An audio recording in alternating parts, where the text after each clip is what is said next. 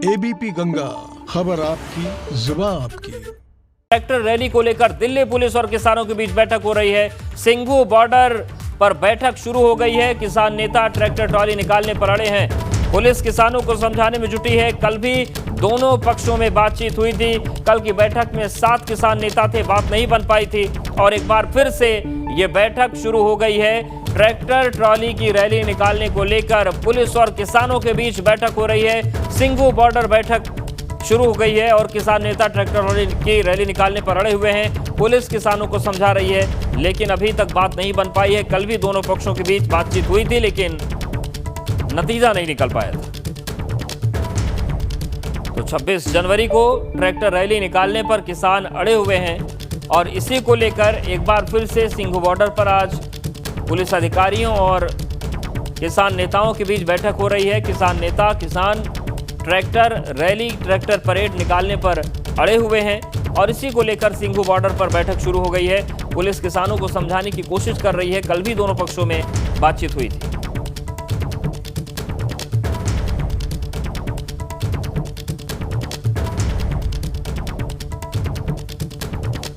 Singhu border पर Delhi police और किसानों की बैठक शुरू हो गई है। किसान नेता ट्रैक्टर रैली निकालने पर अड़े हुए हैं। कल बात नहीं बन पाई थी और आज एक बार फिर से वार्ता शुरू हुई है। देखने वाली बात होगी कि आज सहमति का रास्ता निकलता है या नहीं निकलता।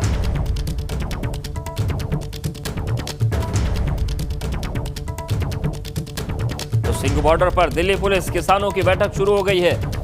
2 मोर्चे पर वार्ताएं चल रही हैं। अविनाश हमारे साथ जुड़ गए। अविनाश, ये जो वार्ता हो रही है, क्या इसमें कुछ उम्मीद निकलने की संभावनाएं हैं? ये देखिए, अगर बात करें उद्देश्य तो लगातार दिल्ली पुलिस कोशिश कर रही है कि जो किसान ट्रैक्टर मार्च निकालने वाले 26 जनवरी को उसको रोका जा सके। और इसी कड़ी में अभी अगर बात करें तो फिर से दिल्ली पुलिस के जो डीसीपी हैं वो पहुंच गए हैं वहां पर, किसान नेताओं के साथ बातचीत कर रहे हैं। डीसीपी एसएस यादव 7 किसान नेताओं के साथ वहां पे बातचीत कर रहे हैं कि ट्रैक्टर मार्च को परिवर्तन कर दिया जाए, दिल्ली के अंदर की बजाय दिल्ली के बाहर किया जाए। इसी को लेकर बातचीत हो रही है। लेकिन किसान नेता बहुत कुछ इस बात को लेकर भी निर्भर हैं कि जो उनकी कल केंद्र सरकार के साथ बैठक होनी है, अगर वो सकारात्मक रहती है तब तो ट्रैक्टर मार्च नहीं रहेगा। लेकिन अगर कल बैठक में केंद्र सरकार के प्रस्ताव को किसान न मंजूर करते हैं तो वो अपनी ट्रैक्टर मार्च को लेकर जिद पर अड़े हुए हैं। अब ऐसे में दिल्ली पुलिस भी लगातार किसानों को मनाने की कोशिश कर रही है। बहरहाल मीटिंग अभी चल रही है और उम्मीद है कि जब किसान नेताओं के साथ बैठक होगी केंद्र सरकार की कल, और जो केंद्र सरकार ने प्रपोजल दिया है उसको शायद किसान नेता मान ले। इसी को लेकर किसान नेता 12 बजे आज अपनी संयुक्त किसान मोर्चा की बैठक भी कर रहे हैं, जहां सब निर्णय लेंगे कि कल केंद्र सरकार। बिल्कुल, और देखने वाली बात होगी कि क्या फैसला यहाँ पर होता है। शुक्रिया आपका जानकारी के लिए। यूपी दिवस की तैयारियों में प्रदेश सरकार जुटी हुई है। यूपी दिवस पर राजधानी को बड़ी सौगातें मिल सकती हैं। 5 बड़ी सौगातें।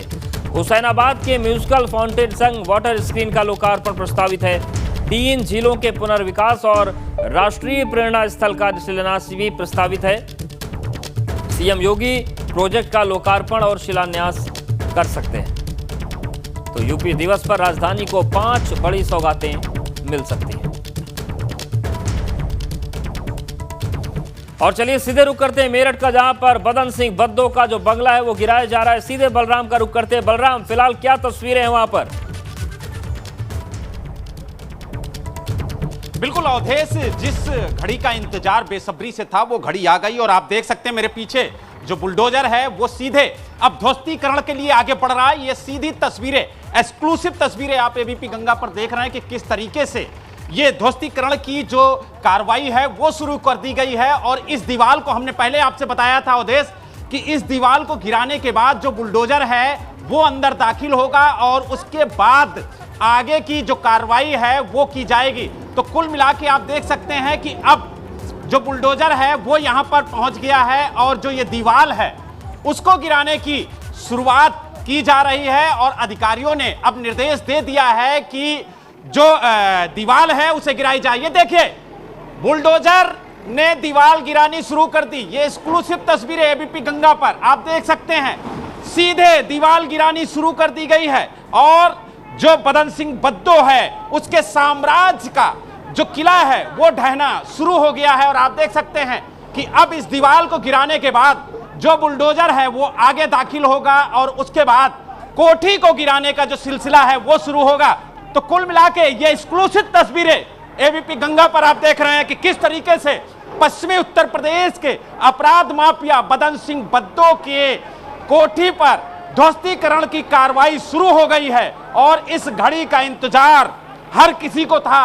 आप देख सकते हैं दूर दूर से लोग जो छतों पे खड़े हैं वो अपने मोबाइल से इस पल को कैद कर रहे हैं, क्योंकि कहीं ना कहीं जो 33 साल से ये अपराध का साम्राज्य बदन सिंह बद्दो ने कायम कर रखा था, उसके ध्वस्तीकरण की शुरुआत आज योगी सरकार ने शुरू कर दी है। और यह कहा जा सकता है कि पूर्वांचल के बाद अब पश्चिम उत्तर प्रदेश में भी योगी सरकार ने माफियाओं के खिलाफ कार्रवाई शुरू कर दी है। तो यानी कुल मिला के ये कहा जा सकता है कि उत्तर प्रदेश में अब अपराधियों की, अपराध माफियाओं की खैर नहीं है। बिल्कुल, और बदन सिंह बद्दो जिस तरीके से एक बड़ा नाम है तो ये तस्वीरें भी बड़ी बलराम, लेकिन जानना चाहेंगे कि जब कोई भी इमारत गिराई जाती है तो उसको खाली करवाया जाता है, तो क्या इसको पहले ही खाली करवा लिया गया था? किस तरीके का विरोध भी हुआ था कि बिल्डिंग न गिरे, बचाने की कोशिश की गई थी?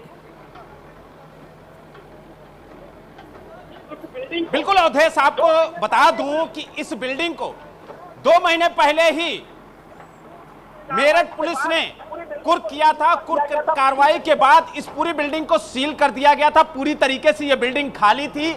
जो आसपास के लोग थे उनको 2 दिन पहले ही नोटिस जारी करके इस कार्रवाई की जानकारी दी गई थी कि इतने बजे यह कार्रवाई होगी, लिहाजा वो बिल्डिंग के आसपास उनका जो भी सामान हो, जो रिहायशी हो, उसे खाली कर दें, क्योंकि एहतियातन तौर पर प्रशासन ने यह कार्रवाई के लिए लोगों को अवगत कराया है। और आप देख सकते हैं कि तंग गलियां होने की वजह से जो पीछे का रास्ता है इस कोठी से जाने के लिए, उससे जो बुलडोजर हैं वो अंदर दाखिल हो रहे हैं। और यही वजह है कि आपने देखा, हमने सबसे पहले आपको दिखाया कि जो मेन गेट था उसका ताला तोड़ा गया और उसके बाद बुलडोजर अंदर दाखिल हुए।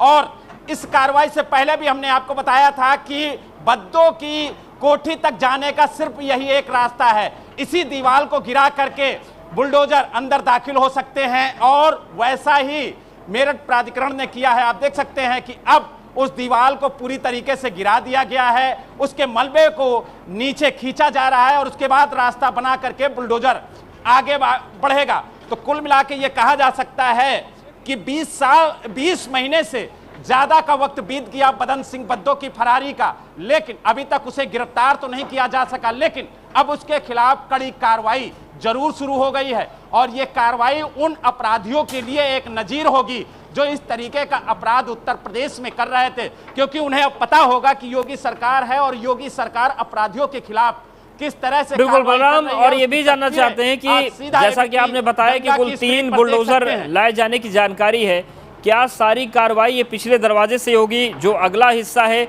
वो गलियां है, वहां बुलडोजर नहीं जा सकते?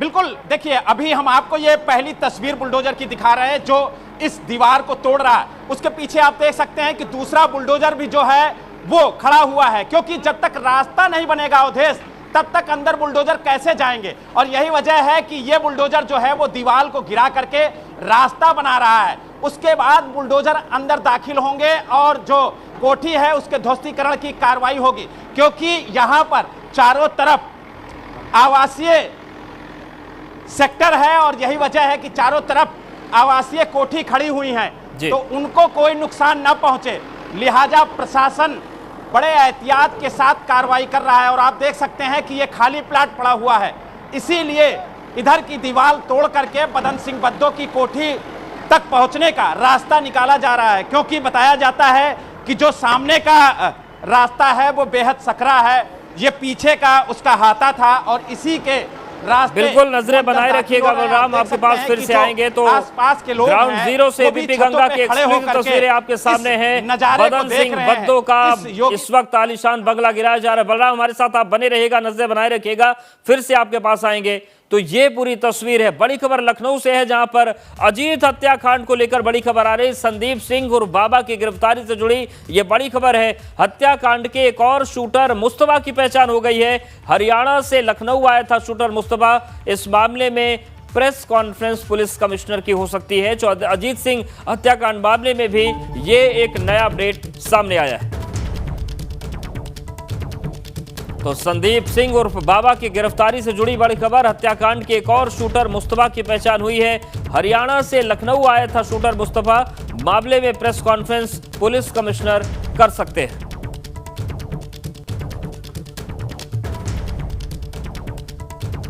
तो अजीत हत्याकांड को लेकर एक बड़ी खबर है। संदीप सिंह उर्फ बाबा को पुलिस ने गिरफ्तार किया और एक और जो शूटर है मुस्तफा, उसकी पहचान हो गई है। और इस संबंध में लखनऊ के जो पुलिस कमिश्नर हैं वो जल्द प्रेस कॉन्फ्रेंस कर सकते हैं। हरियाणा से लखनऊ आया था शूटर मुस्तफा, उसकी भी पहचान हुई है। अब उस पर भी शिकंजा कसा जाएगा।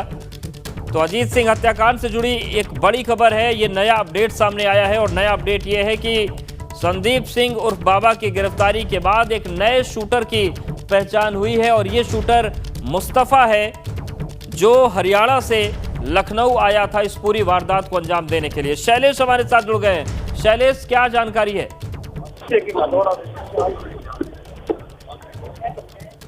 शैलेश, क्या अपडेट है इस पूरे मामले को लेकर? अवधेश, देखिए, इस मामले में पुलिस ने एक और शूटर को अरेस्ट किया है और फिलहाल जिसको अरेस्ट किया गया है वो बताया जा रहा है हरियाणा से आया था। बंटी उसका नाम है, लेकिन असली नाम उसका मुस्तफा बताया जा रहा है। वहीं अगर हम बात करें अब तक की, तो देखिए अभी तक पुलिस ने जो अपनी तफ्तीश की है, जिस तरह से लोगों को हिरासत में लिया, कुछ लोग अरेस्ट हुए हैं, उससे इस पूरे मामले में पूर्वांचल और पश्चिम इन दो जगह के जो बाहुबली हैं उनके कहीं ना कहीं तार मिल रहे हैं। आपस में ऐसा लग रहा है कि इनका एक गठजोड़ है जो कहीं ना कहीं ये मुख्तार अंसारी का जो पूरा साम्राज्य उसको खत्म करने से जुड़ा भी माना जा रहा है। तो अलग अलग पहलुओं से पुलिस अभी पूरे मामले की तफ्तीश में जुटी हुई है और मुस्तफा यानी बंटी जिस शूटर को अरेस्ट किया गया उससे पुलिस पूछताछ में लगी है और जल्द ही यहाँ लखनऊ पुलिस की तरफ से इस पर प्रेस कॉन्फ्रेंस की जा सकती है। कई और अहम जानकारियां भी दी जा सकती है। और इससे पहले अगर हम बात करें तो संदीप सिंह को पुलिस ने अरेस्ट किया था, उसकी गिरफ्तारी हुई थी, जिसको बाबा जिसका नाम बताया जा रहा था। तो पुलिस लगातार जिस तरह से अजीत सिंह के हत्याकांड ने सिर्फ लखनऊ नहीं बल्कि पूरे प्रदेश को हिलाकर रख दिया था, जिस तरह की गैंगवार होती है, सरे शाम जिस तरह से गोलियां चलती है। बिल्कुल शैलेश, हमारे साथ बने रहिए, एक और अहम खबर है उस पर भी आपसे जानकारी लेंगे। और राजधानी लखनऊ में अपराधियों के हौसले बुलंद हैं। इंदिरा नगर में दिन दहाड़े 30 लाख की चोरी हुई है। टाटा मोटर्स के जीएम के घर बंधक बनाकर चोरी की गई। महिला को बंधक बनाकर घर में डकैती की वारदात को अंजाम दिया गया। नकदी और लाखों के जेवर लेकर बदमाश फरार हो गए। तो राजधानी लखनऊ में दिन दहाड़े डकैती हुई है। शैलेश लगातार बने हुए हैं। शैलेश, लखनऊ की कानून व्यवस्था लगातार सवालों के घेरे में है। कभी गैंगवार हो जाता है, कभी हत्याएं हो जाती हैं, कभी डकैती हो जाती हैं। कमिश्नरेट बहुत ज्यादा सक्रिय या फिर बहुत ज्यादा असरदार साबित नहीं हो पा रहा है क्या? देखिए अवधेश, लखनऊ में पुलिस कमिश्नरेट व्यवस्था लागू करने का मकसद यही था कि कानून व्यवस्था चुस्त दुरुस्त रहे और इसीलिए मुख्यमंत्री ने प्रदेश में 2 जगह व्यवस्था लागू की थी। लेकिन पिछले कुछ समय में अगर देखें तो जिस तरह से हत्या के मामले आ रहे हैं, दिन दहाड़े फायरिंग आती है, मामले डकैती होती है, उसके बाद इस पूरी कमिश्नरेट व्यवस्था पर सवाल उठना लाजमी है। क्योंकि देखिए यहाँ पर एक पुलिस कमिश्नर, उनके नीचे तमाम आईपीएस अधिकारी, यानी लखनऊ की अगर हम बात करें तो 1-2 नहीं बल्कि तमाम आईपीएस अधिकारी के जिनमें ये पूरी सुरक्षा व्यवस्था है, उसके बावजूद अगर इस तरह की घटनाएं होंगी तो सवाल उठेंगे। इससे पहले अगर देखिए आप तो सुजीत पांडे जो इससे पहले पुलिस कमिश्नर थे, उनको हटाया गया था ये सोचकर यहाँ पर डीके ठाकुर को कमिश्नर बनाया गया कि व्यवस्थाओं में सुधार होगा। लेकिन इसके बाद भी इस तरह के मामले सामने आ रहे हैं। अभी हम जिक्र कर रहे थे अजीत सिंह का हत्याकांड होता है। अजीत सिंह के हत्याकांड के बाद बिल्कुल ये तमाम बड़े मामले आते हैं शैलेश, और इसीलिए सवाल उठ रहे हैं। शुक्रिया आपका जानकारी के लिए। और बड़ी खबर गाजियाबाद से भी, जहां पर हत्या के आरोपी ने जान दे दी। पत्नी की हत्या के आरोपी ने फांसी लगा ली। गांव के ही जंगल में फांसी लगाकर जान दे दी। पुलिस कल से फरार शख्स की तलाश में जुटी थी और कल घरेलू कलह में पत्नी की इसने हत्या कर दी थी। उसके बाद पुलिस इसकी तलाश कर रही थी और इसका भी शव अब जंगल में मिला है। फांसी लगाकर इसने अपनी जान दे दी। तो गाजियाबाद में हत्या के आरोपी ने आत्महत्या कर ली। पत्नी की हत्या के आरोपी ने फांसी लगा ली। गांव के ही जंगल में फांसी लगाकर इसने अपनी जान दे दी। पुलिस कल से फरार शख्स की तलाश में जुटी थी और कल घरेलू कलह में पत्नी की हत्या इसने कर दी थी। मुख्तार के बेटे अब्बास को लेकर मुश्किल में है प्रशासन। एसटीएफ जांच के दायरे में लखनऊ गाजीपुर जिला प्रशासन है। शूटिंग फेडरेशन भी एसटीएफ जांच के दायरे में आ गया है। अब्बास से विदेशी असलहों के प्रतिबंधित बोर मिले थे और असलहों को कानूनी रूप देने वालों पर शिकंजा कसा जाएगा। एसटीएफ असलहों को कानूनी रूप देने वाले जिला प्रशासन के बाबू का पता लगाएगी। भारतीय राष्ट्रीय राइफल संघ के प्रमाण पत्र के बिना विदेशों से असले कैसे आए, इसका भी पता लगाया जाएगा। अमरोहा में दुष्कर्म पीड़िता की मौत हो गई है। दिल्ली के सफदरजंग अस्पताल में उसने दम तोड़ दिया। 16 जनवरी को मारपीट और दुष्कर्म हुआ था। गांव में भारी पुलिस फोर्स तैनात है। मामले में आरोपी अब्दुल समेत 3 लोग जेल भेजे गए हैं। दुष्कर्म पीड़िता किशोरी ने उपचार के दौरान दिल्ली के अस्पताल में दम तोड़ दिया।